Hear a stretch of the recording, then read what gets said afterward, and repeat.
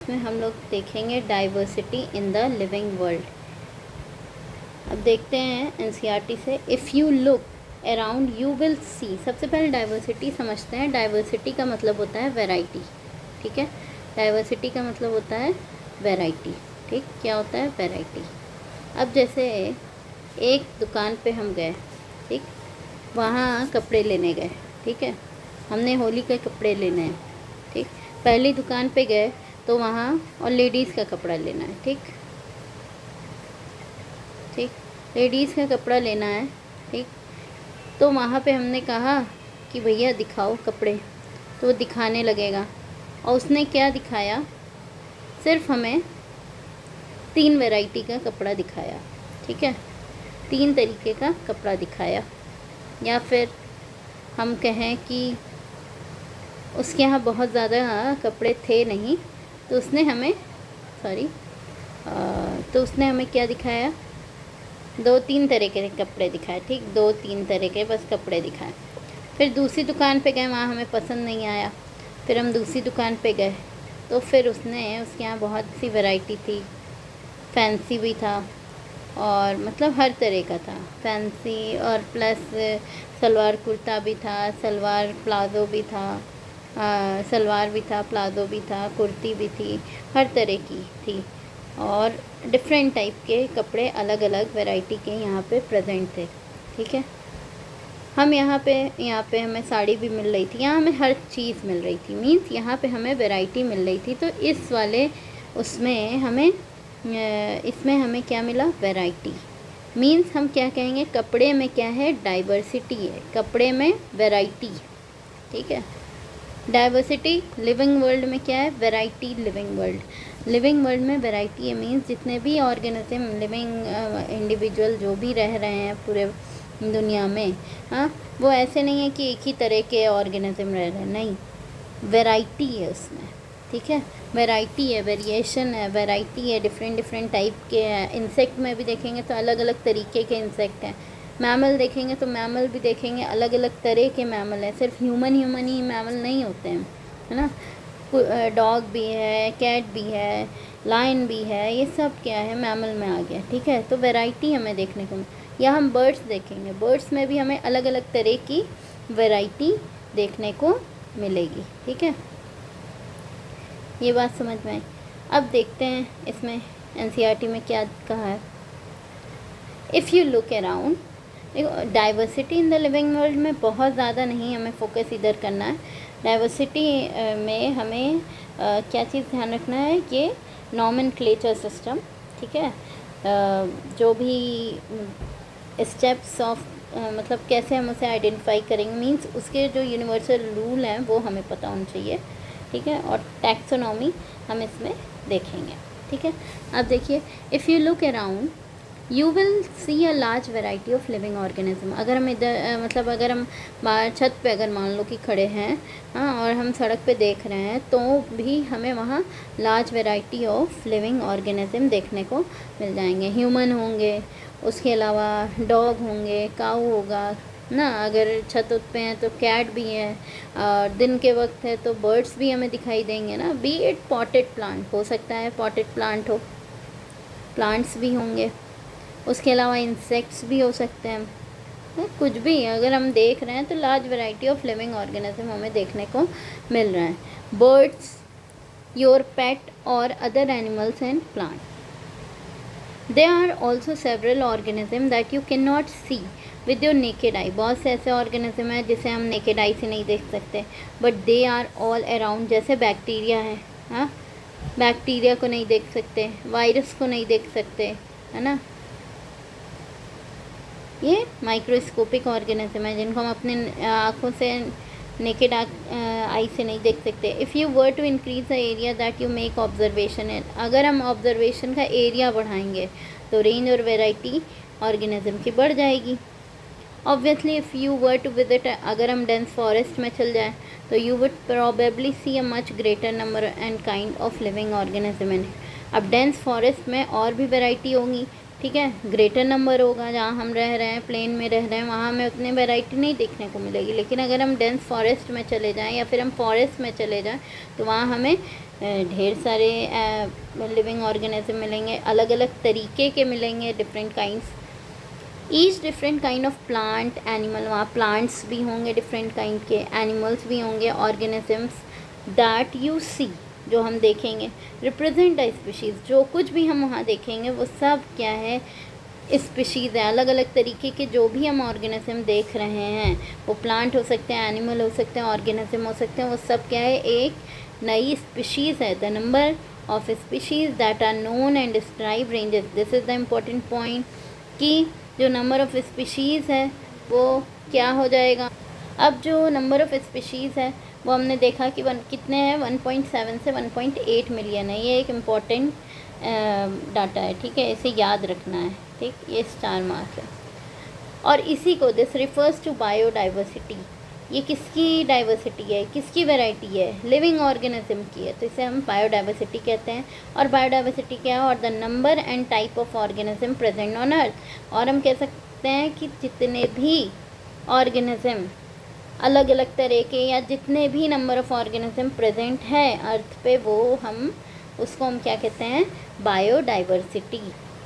We should remember here that as we explore new area, जैसे हम नए area में गए एंड इवन ओल्ड वन, पुराने में भी गए, तो new organism are continuously being identify, मतलब जितना हम एक्सप्लोर करेंगे, हाँ, जितना हम उसके अच्छे से उसको ऑब्ज़र्व करेंगे, एक्सप्लोर करेंगे, ढूंढेंगे, उतना हमें नंबर ऑफ़ ऑर्गेनिज्म मिलते चले जाएंगे। As started earlier there are millions of plant and animals in the world, जब हमने स्टार्टिंग में देखा कि millions of plant and as stated earlier, पहले क्या बोला कि मिलियंस हैं। वी नो द, ये डाटा इम्पोर्टेंट याद रखना है, हमने अभी क्या पढ़ा, 1.7 से 1.8 मिलियन ऑफ स्पीशीज़ है ना। एज स्टेटेड अर्लियर मीन्स ये जो अभी स्टेटमेंट दिया गया है 1.7 से 1.8 मिलियन का जो डाटा दिया गया है, there are millions of plant and animals in the world. We know the plant and animals in our own area by their local name, अब हम अपने लोकल नेम से जानते हैं जो हमारे एरिया में होते हैं, तो these local names would very, अब अलग अलग जगह में जाएंगे, अब यहीं इंडिया में ही अलग अलग जगह पे जाएंगे तो अलग अलग नाम से, सब्जियों के नाम भी अलग अलग नाम से लिए जाते हैं। जैसे महाराष्ट्र में चल जाऊँ तो वहाँ अलग नाम से कहा जाता है, यूपी में चल जाओ तो अलग नाम से कहा जाता है ना। जैसे प्याज को यहाँ प्याज कहा जाता है, वहाँ कांदा बोल जाता है, तो इसी तरीके से अलग अलग जगह जो है वहाँ का लोकल नेम यूज़ होता है। Even within a country, जैसे इंडिया में हम देख लेते हैं, probably you would recognise the confusion that would be, अब हम कहीं पे हैं, अब इससे क्या होगा, अलग अलग जगह अलग अलग चीज़ का नाम होगा, तो यहाँ पे कन्फ्यूज़न क्रिएट होने लगेगा। That would be created if we did not find ways and means to talk to each other to differ to organism we are talking about, है ना। अब तो यहाँ पे एक क्लासिफिकेशन सिस्टम आ गया, hence there is a need to standardise, अब हमें स्टैंडर्डाइज करने की ज़रूरत पड़ी, ठीक है। The naming of living organism such that a particular organism एक ही नाम से हर जगह जाना जाए, is known by the same name all over the world, and this process is called nomenclature, किसी भी चीज़ को नाम देना is known as nomenclature. Obviously nomenclature और नेमिंग इज़ ओनली पॉसिबल, ये कब हम किसी चीज़ का नाम दे सकते हैं, जब हम उसे आइडेंटिफाई सही करें, है ना। ऑर्गेनिज्म इज़ डिस्क्राइब्ड करेक्टली, जब हम उसको अच्छे से डिस्क्राइब करें, ठीक है। And we know to what organism the name is attach to, और इस प्रोसेस को आइडेंटिफिकेशन कहते हैं। तो नॉमेनक्लेचर क्या कहते हैं, नॉमेनक्लेचर मीन्स नेमिंग, नॉमेनक्लेचर क्या हो गया, नेमिंग, नामकरण करना नॉमेनक्लेचर है। करेक्टली डिस्क्राइब करना ना, करेक्टली डिस्क्राइब्ड करना आइडेंटिफिकेशन है। तो नाम देने से पहले हमें आइडेंटिफाई करना बहुत ज़रूरी है ना। तो पहले हमें उसे करेक्टली डिस्क्राइब करना है, किसी भी ऑर्गेनिज्म को हम अच्छे से डिस्क्राइब करें उसकी क्या क्या फीचर्स हैं। In order to facilitate the study Number of scientists have established procedures to assign a scientific name to each known organism. This is acceptable to biologists all over the world. ठीक है, कहा कि in order to facilitate the study हमें करनी है किसी चीज़ की, किसी ऑर्गेनिज्म की स्टडी को आसान बनाना है, फैसिलिटेट करना है. Number of scientist have established procedure, तो अलग अलग साइंटिस्ट ने प्रोसीजर दिया to assign a scientific name, कि साइंटिफिक नेम कैसे असाइन करें to each known organism, and this is acceptable to biologist all over the world. ठीक है, ऑल ओवर द वर्ल्ड ये एक्सेप्टेबल होगा.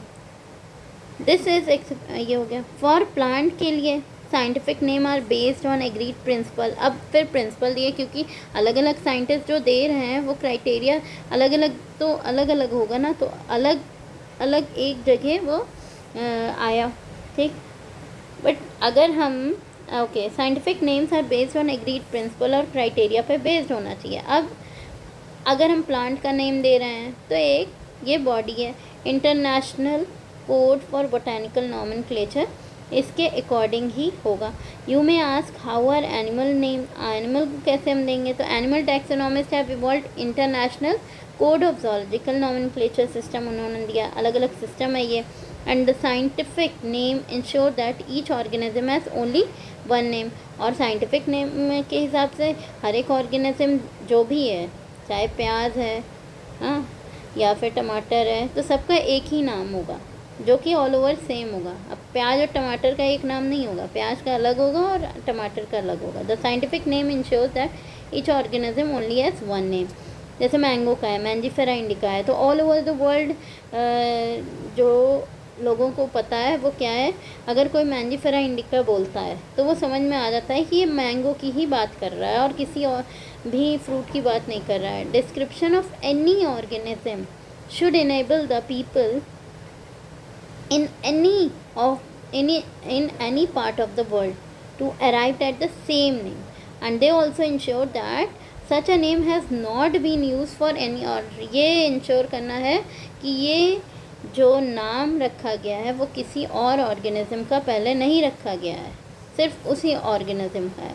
तो biologist follow universally accepted, biologist क्या follow करते हैं, universally accepted principle to provide scientific name to known organism. अब यहाँ पे साइंटिस्ट आते हैं कैरोलस लीनियस, जिन्होंने क्या दिया है, बाइनोमियल नोमेनक्लेचर सिस्टम दिया है. इसमें क्या होता है, हर एक नेम के दो कंपोनेंट होते हैं, एक होता है जेनरिक नेम और एक होता है specific epithet. Carolus Linnaeus is being practice by biologist all over. ये जो नेमिंग सिस्टम है ऑफ कैरोलस लीनियस, ये प्रैक्टिस होता है all over the world. And this naming system using a two word, यहाँ टू वर्ड फॉर्मेट होता है, was found convenient. Let us take the example of mango का. अगर हम एग्जाम्पल लें तो मैंजीफेरा इंडिका. ठीक, द साइंटिफिक नेम मैंगो का क्या है, मैंजीफेरा इंडिका है.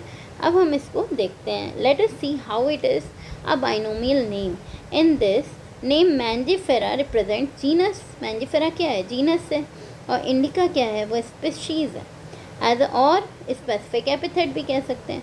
अदर यूनिवर्सल रूल क्या है, biological names are generally in Latin. पहली चीज़ क्या है, जो बायोलॉजिकल नेम्स होते हैं वो लैटिन में होता है, और इसे हम लिखते कैसे हैं, इटैलिक्स में. दे आर लैटिनाइज, इसको लैटिनाइज करते हैं और डेराइव फ्रॉम लैटिन से, इररेस्पेक्टिव ऑफ देयर ओरिजिन. ये डिपेंड नहीं करता है कि वो कहाँ से ओरिजिनेट हुआ है, इंडिया से हुआ है या फिर कहीं और से ओरिजिनेट हुआ है, लेकिन इसको हम इररेस्पेक्टिव ऑफ ओरिजिन, इसको हम लैटिन से डेराइव किया गया है. ठीक है, जो भी नाम होगा वो लैटिनाइज्ड होगा. द फर्स्ट वर्ड क्या होता है, जीनस, और सेकेंड कॉम्पोनेंट क्या होता है, स्पेसिफिक एपिथेट होता है. अगर हम लिखने की बात करते हैं, both the words in a biological name, जब हम हैंड रिटन करते हैं, रूल 3 है कि both the words in a biological name, जब हम हैंड रिटन मतलब हाथ से लिखते हैं तो उसे हम सेपरेटली अंडरलाइन करते हैं जैसे. और जब हम प्रिंट करते हैं, printed in italics to indicate their Latin origin को दिखाने के लिए प्रिंटिंग में इटैलिक्स होता है. और वैसे क्या है, नॉर्मल अगर हमने लिखा मैंजीफेरा इंडिका, मैंजीफेरा इंडिका, ठीक, अगर मैंने ऐसे लिखा और इसको हमने सेपरेटली अंडरलाइन किया तो ये करेक्ट है। और इसमें क्या देखना है, जो मैंजीफेरा हम लिख रहे हैं, जो जीनस लिख रहे हैं, उसे हम कैपिटल लेटर, ये पॉइंट नंबर 4 में है, द फर्स्ट वर्ड जो जीनस है उसे हम कैपिटल लेटर से लिखते हैं और स्पेसिफिक एपिथेट को स्मॉल लेटर से लिखते हैं। It can be illustrated as, इस तरह से अगर हम हैंड रिटन कर रहे हैं तो मैंजीफेरा इंडिका ऐसे लिखेंगे, अगर हम प्रिंट कर रहे हैं तो इटैलिक्स में लिखेंगे। नेम ऑफ द ऑथर अगर हम लिख रहे हैं तो उसे अब्रीविएटेड फॉर्म में लिखेंगे, at the end of the biological name abbreviated form ऐसे लिखेंगे जैसे लिखा अभी, और उसे अंडरलाइन नहीं करेंगे। मैंजीफेरा इंडिका अगर प्रिंट हो रहा है तो इटैलिक्स में मैंजीफेरा इंडिका होगा, और लिन नॉर्मल जैसे हम लिखते हैं वैसे ही लिखेंगे अब्रीविएटेड फॉर्म में। एब्रीविएटेड मीन्स एब्रीविएशन में शॉर्ट फॉर्म में लिखेंगे, पूरा नाम नहीं लिखेंगे।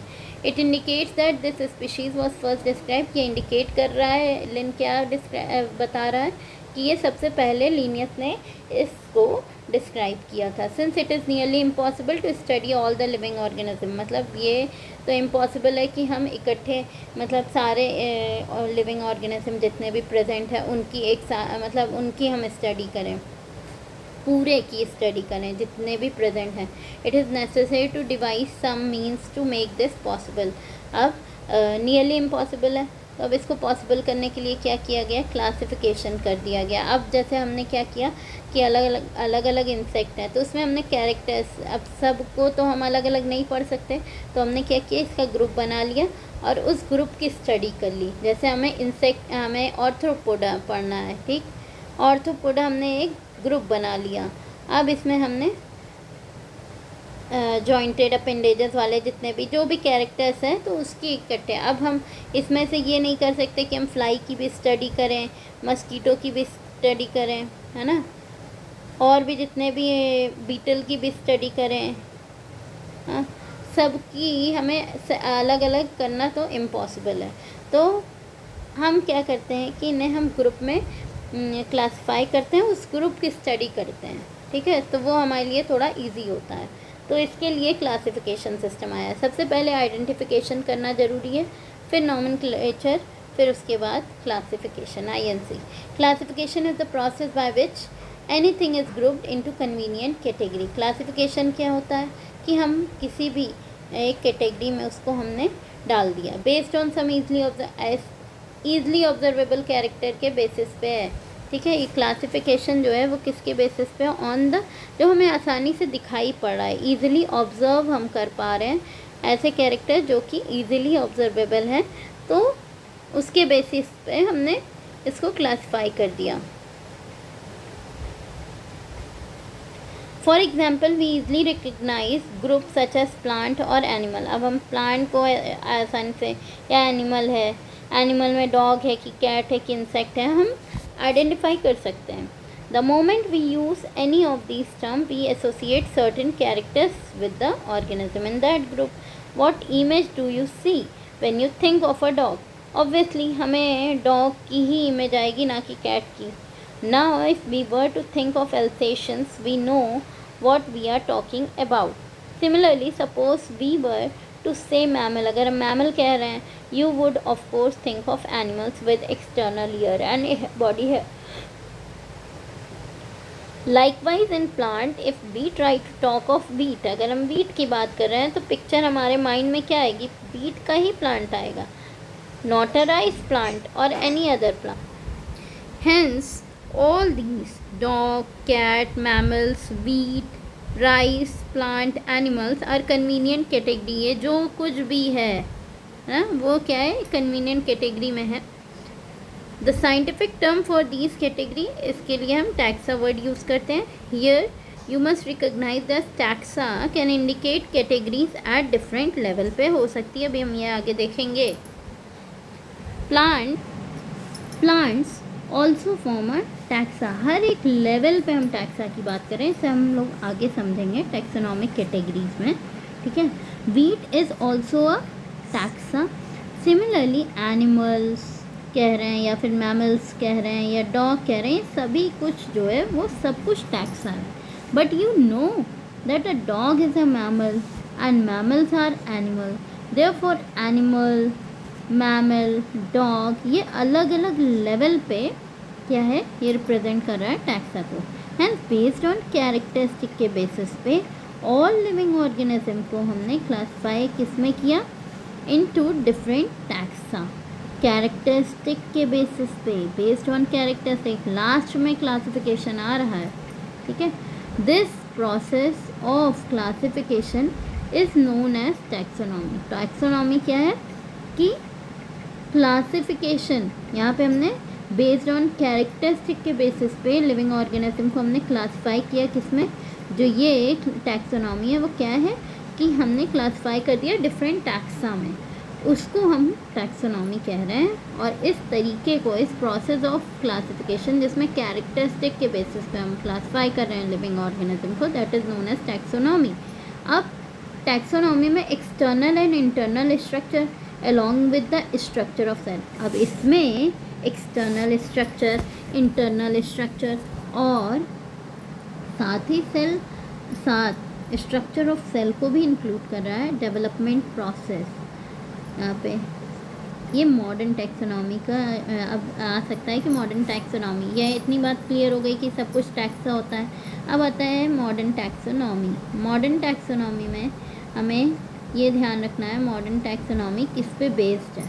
मॉडर्न टैक्सोनॉमी में एक्सटर्नल स्ट्रक्चर इंक्लूड होता है, इंटरनल स्ट्रक्चर इंक्लूड होता है और साथ साथ स्ट्रक्चर ऑफ सेल, और उसके अलावा डेवलपमेंटल प्रोसेस पे भी डिपेंड करता है। इकोलॉजिकल इंफॉर्मेशन भी होनी चाहिए ऑफ ऑर्गेनिज्म आर एसेंशियल, और ये मॉडर्न टैक्सोनॉमिक स्टडी का बेसिस है।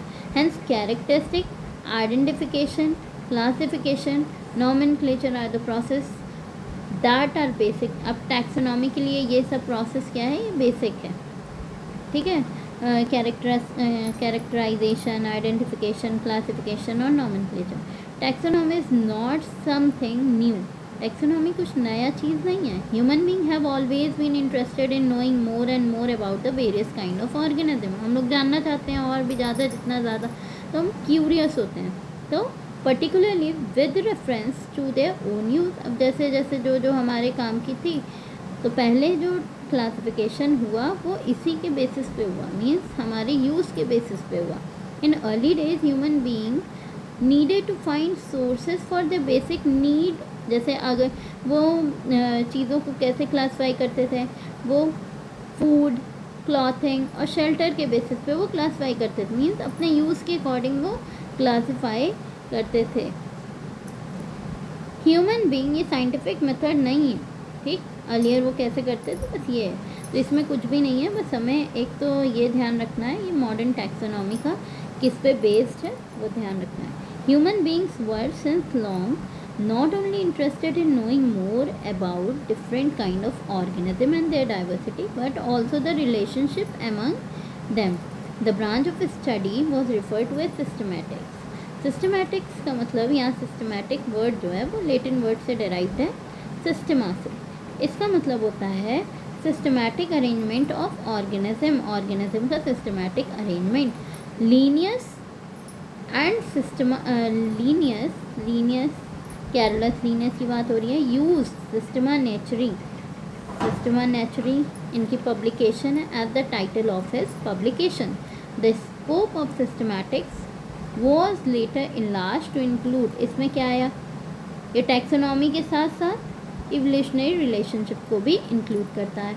Means identification, nomenclature and classification तो आ ही रहा है, और साथ ही साथ इवोल्यूशनरी रिलेशनशिप बिटवीन उनका क्या, इवोल्यूशन में क्या रिलेशनशिप है ऑर्गेनिज्म के बीच में, उसको भी ये कंसीडर करता है, ठीक है। ये हमने देखा diversity in the living world. अब इससे रिलेटेड कुछ क्वेश्चन कर लेते हैं। क्वेश्चन नंबर 1 है, बाइनोमियल नोमेनक्लेचर सिस्टम किसने दिया है, तो एरिस्टोटल ने तो नहीं दिया है, हाँ, बट एरिस्टोटल ने अर्लीस्ट साइंटिफिक क्लासिफिकेशन दिया है। कैरोलस लीनियस होगा इसका, डार्विन नहीं है, मायर नहीं है, अर्नेस्ट मायर नहीं है। Which of the following is correct, इसमें से करेक्ट बताना है। अब ये अगर ये है, ठीक, अब यहाँ पे क्या गलत है, अगर ये यहाँ पे तो दोनों चीज़ बता दे रहा है कि ये अगर प्रिंट है तो इटैलिक्स में, और अगर ये हैंड रिटन है तो सेपरेटली अंडरलाइन है, चलो ये ठीक है। बट ये क्या है, ये जो अब्रिविएटेड फॉर्म में तो चलो ठीक है, लेकिन ये अंडरलाइन नहीं होगा। यहाँ पे जो जीनस है सेकंड में, वही स्टार्ट हो गया किससे, कैपिटल से होना चाहिए, स्मॉल से हुआ, और ये स्मॉल से लिखा गया है जो ऑथर का नेम है, ठीक है, और अंडरलाइन भी है, तो अंडरलाइन नहीं होना चाहिए। यहाँ फिर वही हुई प्रॉब्लम, यहाँ अंडरलाइन नहीं होना चाहिए। यहाँ पे क्या है, चलो ठीक है कि मैंजीफेरा इंडिका और लेन, अगर ये प्रिंटेड हमें तो प्रिंटेड फॉर्म में ही मिलेगा ना, तो वो सेपरेटली अंडरलाइन करके नहीं दिखाएगा। अगर वो सेपरेटली अंडरलाइन तो वो लिखेगा कि हैंड रिटन है, तो वो सेपरेटली अंडरलाइन करके दिखाएगा। और अगर हम ये भी ऐसे भी लिखते हैं मैंजीफेरा इंडिका, ये हमने अपने हाथ से लिखा, और यहाँ पे हमने शॉर्ट फॉर्म में लीनियस का नाम लिखा, और ये, तो ये this is the correct form जब हैंड रिटन है। और अगर प्रिंटेड है तो वो इटैलिक्स में होगा, हाँ इटैलिक्स में होगा, और ये किस फॉर्म में होगा, ये अब्रिविएटेड फॉर्म में नॉर्मल होगा, ठीक है, डबल एन में, ठीक।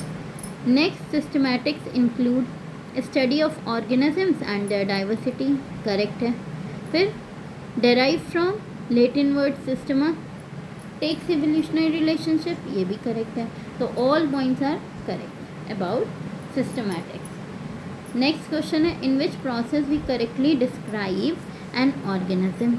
इसमें हमें करेक्टली डिस्क्राइब की बात की है, करेक्टली डिस्क्राइब हम कहाँ कर रहे हैं ऑर्गेनिज्म को। नेक्स्ट क्वेश्चन है, इसमें से हम कहाँ पे करेक्टली डिस्क्राइब कर रहे हैं, तो आइडेंटिफिकेशन, करेक्टली डिस्क्राइब किस में करते हैं, आइडेंटिफिकेशन। ये बस इतने ही थे, ये आपका diversity in the living world complete हो गया है। और नेक्स्ट होगा हमारा टैक्सोनॉमिक कैटेगरी।